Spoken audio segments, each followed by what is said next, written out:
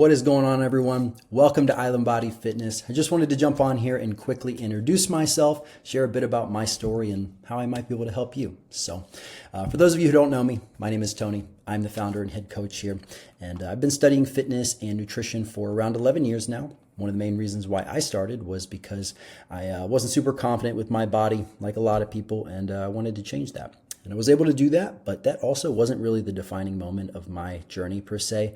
For me, that came in 2022 when I got into a pretty bad car accident. As you can see here, I was hit head on by an SUV going over 50 miles an hour, I'd say. And it was a police chase type of situation. So as you can imagine, I was a little banged up. They were the ones being chased by the police, just to clarify. This ended up becoming a blessing in disguise for me because before this, I was a personal trainer, but I was really just focused on aesthetics, how to help people change the way their body looks. And by going through this recovery period, it forced me to learn how to heal the body from the inside out and also rebuild it so it's strong and functional, which I was able to do here.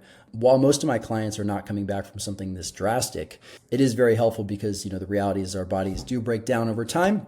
But with this new protocol, we're able to extend the quality of our life by years. So that's just a bit about me and my story personally.